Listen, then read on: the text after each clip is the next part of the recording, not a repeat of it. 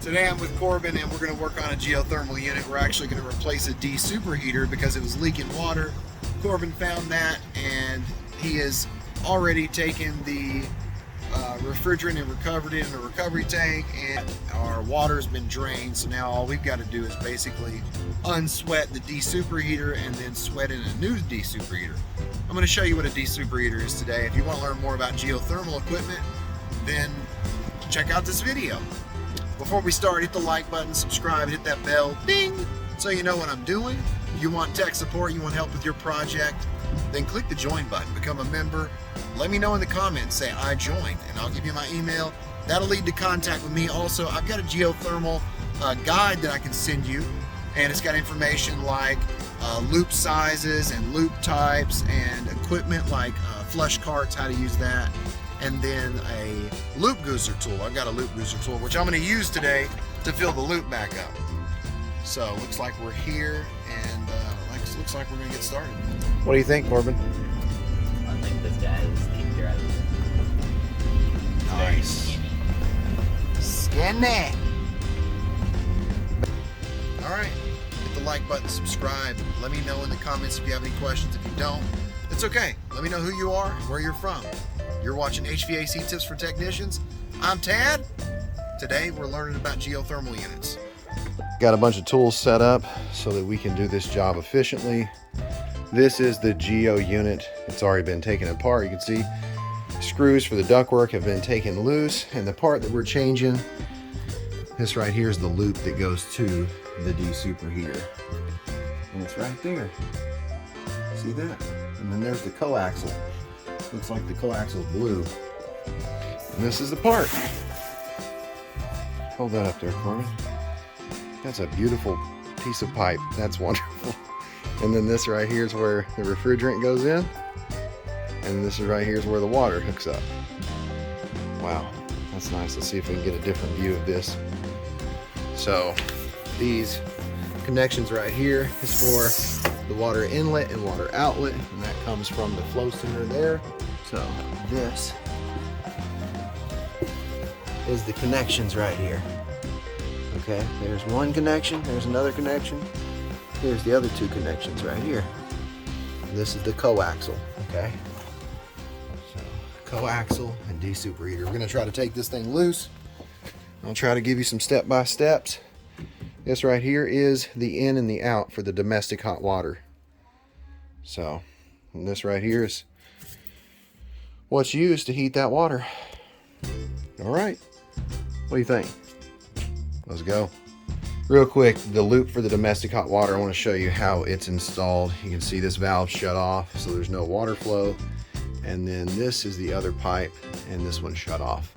So there's no water flow there. And whoever installed this did a pretty good job, actually. It's pretty neat. Nice and straight. So if you have OCD, would you just look at it? Alright, here's a better look at what we're replacing here. I'm going to start by using the tubing cutters and cutting this line, and then I've got a shop vac so I can make sure I get the rest of the water out of the loop before we begin. And that right there is the coil. This is a coil as well, coaxial. Alright, got my torches ready. Got my gauges hooked up, there's no pressure. There's my suction and my discharge. Make sure that you turn the breakers off and you pull the power from the disconnect. A little bit of water. Oh, a lot of bit of water.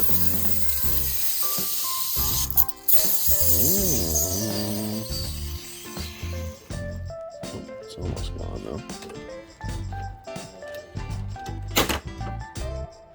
Yeah, the bottom will probably definitely have some water in there. Hey Dad, what are you doing? I am using the tubing cutters to cut the copper. It feels amazing. As I cut the copper with the tubing cutters, I think of my most fondest memories. Oh, look at there. Oh boy. Would you just look at it? It's gorgeous. Beautiful. It's gorgeous. All right, be careful. There's water in there still. Oh, well, good thing I got my get the other one in. rag You can bucket. just dump it in there. Look at that. They just used Armaflex, and this new one has foam. It's foam insulated. Is there some rust in there? A little scale build up. Nice. All right. And the reason that we're replacing this is because the other one was leaking. So, thank you. Thank you very much. I'm just glad the connections are the same. Wouldn't that be a bummer? Would you just look at it? Ready to solder the new domestic hot water loop up, or Desuperheater. That is the indoor coaxial. I've replaced those before. I actually replaced one on a houseboat one time. And the way that you know these are bad is there is a huge pressure drop across this coil. I'll talk about that here in a moment when we start actually filling the loop back up using the loop gooser tool. What are you doing? I'm opening the torches. I've already got the torches open. What do you mean you already have them open? I've already got them, see? Well, then I'm out of gas, man. No, you're not. Yeah. No, you're not. Okay, fine, I'm not. Okay, yeah, I got everything. I got solder. Here. I got everything. What? This one's already bent. I don't want a pre-bent stick. I'll already bend it bent. myself. I don't want that. Look, you need it bent. No. I'm saving you Just time. give it to me. No. Oh boy. Show you how I burn my eyebrows off. Dial this. Just like that. Burning your eyebrow. Oh my, that's beautiful. Would you just look at that flame? Would you just look at it? Look at it. We're not talking about playing. I bent this stick way too much. I'm sorry. This is ridiculous. Hey, it's pre-bent though. Yeah. Thank you. ADHD moment. There's a spider floating in the sky.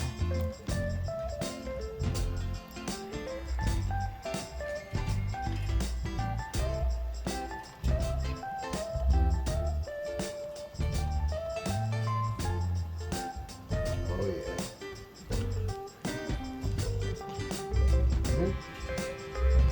Oh, set the wall on fire. Yeah. Okay. Not. Set the wall. One down. Hey, can you give me a wire tie? Seriously? What? That's the only one I That's terrible. have. Fine. Need a big wire tie. Big one. That's what I Didn't thought. specify. That's amazing. You didn't specify. Thank you. I gotta strap this last line up here so that the joint, that little pipe right there, doesn't fall out when I start heating it up. That will happen. I could use a clamp though. Clamp or a wire tie. Hooking the nitrogen tank and the regulator up to the yellow hose. Gonna do a little pressure test. Make sure our connections are good. There's 50. Anything? They sure do look good. Anything at 50? So far, No? so good, my friend. Right now I'm going to give you a brief piping overview and show you how this domestic hot water loop or Desuperheater piping is installed. So the compressor has a discharge line, and you can see that discharge line there. It goes down, and you can see it makes a little loop here, and then it goes over and into this U-shaped piece of pipe, and then it comes out of the U-shaped piece of pipe and into the reversing valve. Okay, this is the four-way valve. You got 3 pipes here and 1 pipe here. So basically what's happening is the heat is being removed from that refrigerant and it's transferred to the water loop. And the water loop is right here. Okay? Oh, that's the water loop, basically. These two pipes. Okay. Pretty efficient, though. I like it. All right, we put some nitrogen in. It's holding pressure. Now we're going to do a triple evac. A triple evacuation is when you pull a vacuum, you break the vacuum with nitrogen, you pull a vacuum, you break the vacuum with nitrogen, and then you pull a vacuum again. So that way you have no non-condensables and no air left in the system. Let's go. We did not have to isolate the ground loop from the equipment because we're not replacing the coaxial. If we were replacing the coaxial, then you'd have to have a socket set and you'd want to turn these valves to where the T was facing this direction, okay? That way you isolate the loop from the equipment. But we don't have to do that because we're not replacing the coaxial. We just replaced the domestic hot water loop. See that? Got the new one in, and now we're going to get this equipment started back. I'm going to show you some of the running pressures. Going to crack this open and check and make sure we don't have any leaks. All right, opened up the valve, so we have water in that loop. Do we have any leaks? No leaks? Perfect. All right, that's beautiful. Now we've got nitrogen on.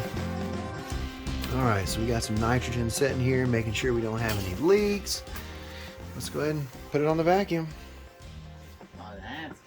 Where's the vacuum? I didn't grab that. That's the one thing. You didn't get the vacuum out of the van? I forgot to grab it. I grabbed everything. Look at me. I grabbed everything else.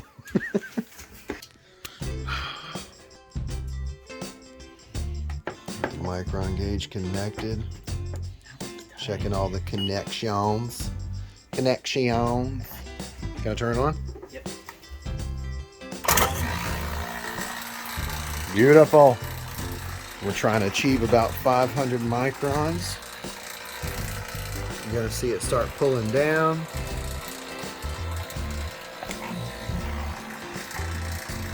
Beautiful. Open up the gauges. Oh yeah, it's pulling down. Beautiful. Now we'll put the panels back on, and once it's pulled down to 500 microns, we'll charge up the equipment. That's the back panel. It doesn't have to have a back panel, but it helps. Got the water hose hooked up to the loop gooser, and whenever we get the equipment started back up, I'm going to put this in and turn it on to make sure that there is a full amount of water in the system's loop. We did not install this loop, so I have no idea the configuration, but I want to make sure it's full. Now we've got the back panel installed, and you can no longer get to that domestic hot water loop. So far pulled down to 860 microns. So good sign, good sign. Air side heat exchanger, and then the coax is that water side heat exchanger. There's the zone panel. There's the zone damper. There's the zone damper. They're 2-wire too, so nice. Almost got all the panels back on the equipment. 700 microns so far. All right, so that's the what app? This is the field piece job link. Nice. Any of the field piece equipment that are job link compatible, you can have them home paired to your phone. Nice. So if you have your... So that set of scales is wireless, and the app is connecting to the set of scales.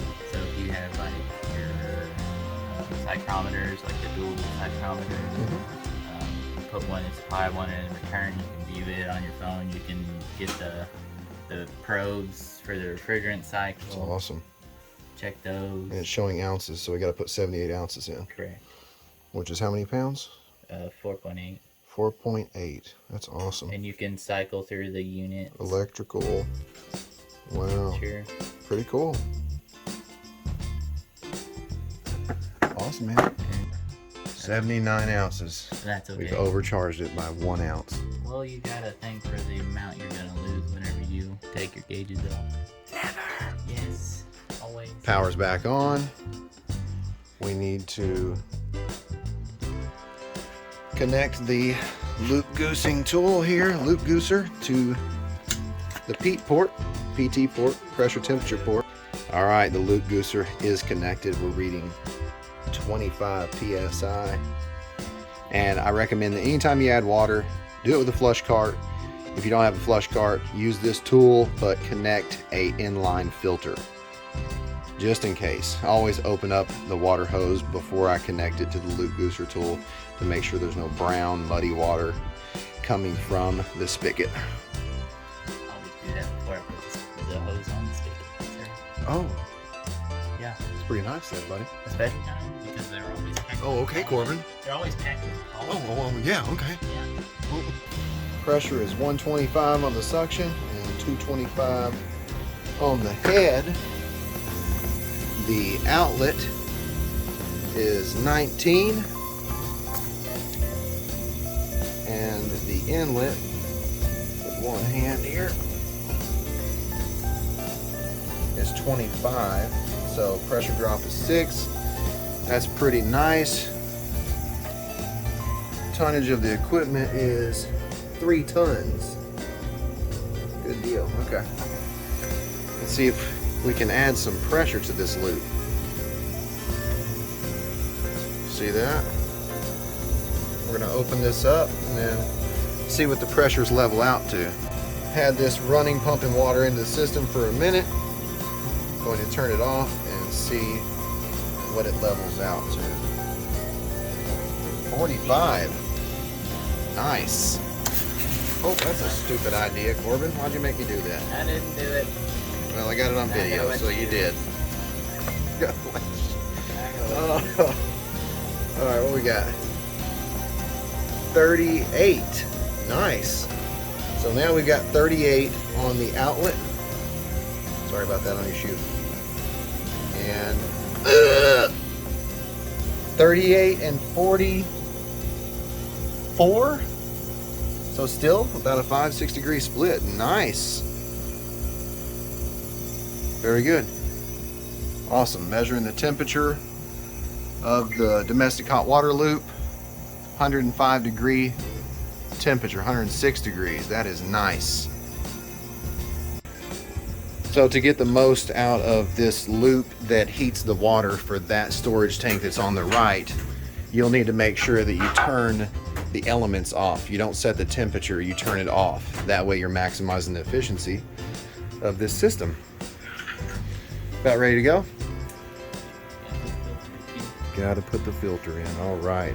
System's working great.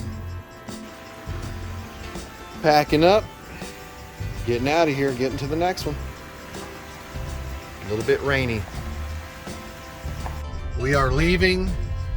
Corbin's crying about how skinny the driveway Well, is. there's a 3-foot drop on the side, and it's wet. I love that customer. I love it when I go to customers that actually end up, I love them. Well, I told you he was a good guy. I told you were gonna like him. Yeah, I figured you were lying to me. Well, you gotta have a little more faith in me. Come on. Faith in you, Corbin? Yes, more. I mean more. Not that kind of more. I don't need Trying to get closer. No. Hope you enjoyed today's video. Hope you learned something. If you have any questions, drop those questions down in the comment because questions become content. If you don't have any questions, that's fine. Let me know who you are and where you're from. And before you leave, hit the like button, subscribe, and hit the bell, ding, so you know what I'm doing. Remember, if you want to support me, I love supporters. Click the join button, become a member. If you want to stay in contact with me, you want to actually have my phone number, then become a level 4 member. If you want my email, become a level 3 member. And if you want members only videos like how to bypass simplicity controls and my aquaponic videos on how to be able to grow using aquaponics, then just click the join button. You'll be able to see all those members only videos. And I'll make videos specifically for you. Thanks for watching. You've been watching HVAC Tips for Technicians. I'm Tad, and I'll keep you cool if you let me.